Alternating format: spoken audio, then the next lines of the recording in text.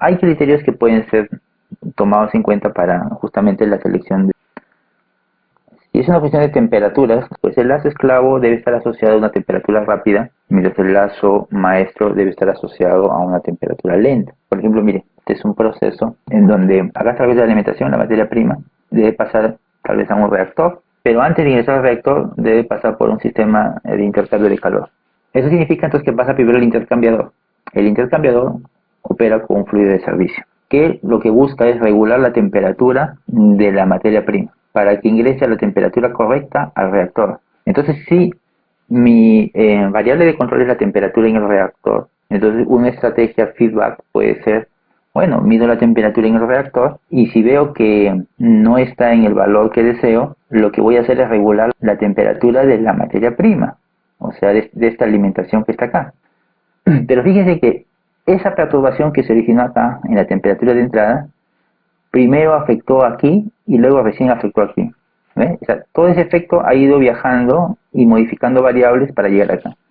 La estrategia de control tipo cascada podría ser esta. La variable de control sigue siendo la temperatura del reactor, pero ahora voy a seleccionar una variable intermedia del proceso, porque recuerden que el proceso es todo esto, no solamente el reactor, el proceso es todo. ¿Qué hago? Selecciono una variable intermedia. ¿Cuál? La temperatura a la salida del intercambiador o la temperatura a la entrada al reactor. ¿Y qué es lo que hago? Si hay alguna perturbación que afecte a esta temperatura, entonces mido primero la temperatura en la corriente que está entrando al reactor, que son las primeras en detectar a esa perturbación. Por supuesto que eso luego va a llegar acá también, ¿no?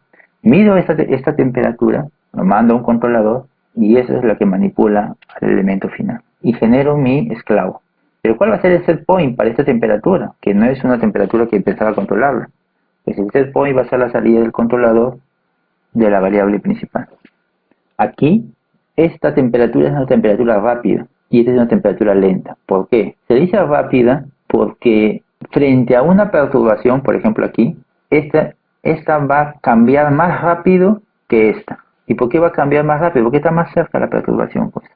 Entonces aquí tendríamos un caso de un control en cascada, donde el lazo de control está asociado a una temperatura rápida, el lazo maestro a una temperatura lenta. Otra opción puede ser esta, que la variable principal sea una temperatura y que la variable intermedia sea algún flujo o alguna presión. Por ejemplo, aquí en un hervidor tengo la corriente de líquido que está ingresando y se está vaporizando una parte y otra parte se está descargando. O sea, no se vaporiza todo el líquido que ingresa, pues, ¿no? Y para originar esta ebullición, pues se adiciona vapor, pues, ¿no? A los tubos. La variable de control podría ser la temperatura del vapor que se está produciendo, porque aquí el objetivo de esta operación es producir un vapor.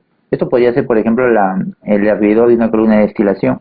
Aquí entra el líquido del fondo, va al hervidor y se genera vapor que retorna a la columna. Y esta corriente sería la corriente que se descarga por el fondo de la columna. Este es el líquido que viene del último plato. Bueno, la variable de control podría ser la temperatura del vapor que se produce en el hervidor, vapor que va a retornar a la columna. Y para regular la temperatura de este vapor, pues lo que hacemos es controlar o manipular, mejor dicho, la válvula que alimenta de vapor al hervidor. Si la temperatura empieza a disminuir, pues habrá que añadirle más vapor al hervidor, no abrir la válvula un poco más. En este caso, si quisiésemos implantar un sistema de control en cascada, la variable intermedia podría ser un flujo o una presión. Podría ser esto, por ejemplo. El flujo del vapor. Y ese sería el lazo esclavo. Se mide el flujo del vapor y eso se envía a un controlador de flujo, que estaría conectado directamente a la válvula. Que el set point para este flujo estaría dado por el controlador de la temperatura. No necesariamente las dos variables, la de control y la variable intermedia, tienen que ser variables de la misma magnitud física, es decir, como acá arriba, ¿no? Ambas son temperatura. Como ambas son temperatura, ya entonces ambos están dirigidos a un control de temperatura. Ambas tienen que ser control de temperatura. No, acá fíjense, temperatura, control de temperatura. Flujo, control de flujo. Entonces no tienen que ser controles de la misma el mismo tipo de variable, ¿no? Porque al final usted sabe que la señal que sale de los sensores y que va a los controladores no es temperatura, pues, ¿no? O flujo. Lo que viaja por acá son miliamperios o porcentajes de escala. Y en ese sentido, todas estas tienen las mismas unidades, por lo tanto, todas estas se pueden combinar fácilmente. Otra alternativa podría ser esta. Aquí, la variable intermedia es la presión en el hervidor. Si detectamos que la presión en el hervidor está empezando a cambiar por efecto de alguna perturbación, no sabemos cuál es, entonces esto es detectado y se busca regularlo mediante el flujo del vapor en los tubos. Puede haber muchas alternativas y no siempre la variable secundaria debe estar en una corriente, como acá arriba, ¿no? Que está en una corriente. Incluso una corriente que está físicamente, digamos, distante del equipo donde está la variable de control. En este caso, fíjese cómo ambos están casi en el mismo equipo, casi, ¿no? Porque acá está conectado en la tubería de salida. Pero inclusive este sensor de temperatura podría estar conectado directamente acá al equipo.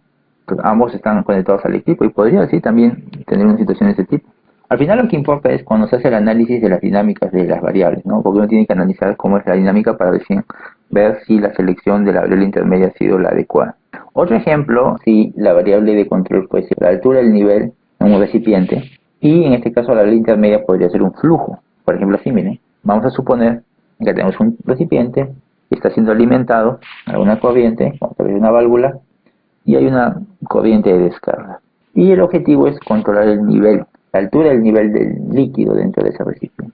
Y se selecciona como variable, o se va a manipular para ello, la apertura de la válvula de la corriente de alimentación. Si el nivel empieza a subir demasiado, pues seguramente se va a cerrar un poco la válvula de la alimentación para disminuir el flujo. Bueno, ese sería un control feedback convencional. Pero si quisiese implementar un sistema en cascada, podríamos tener esta situación.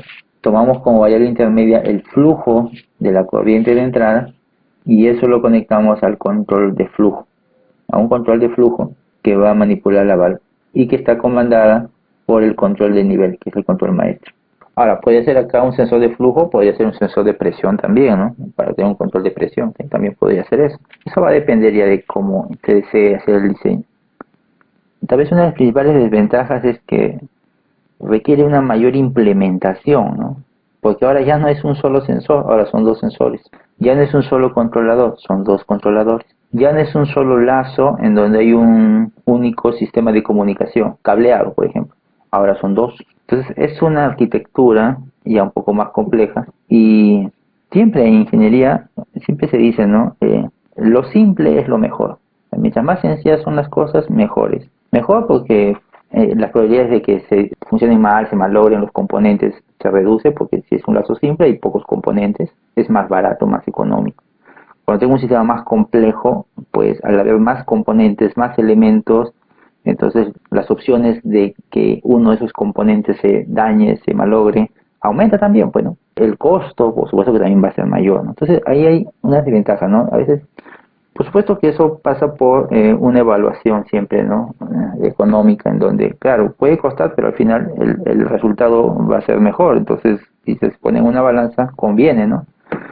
Y muchas veces se opta por los controles en cascada, porque sus ventajas pueden ser más significativas que las desventajas, ¿no?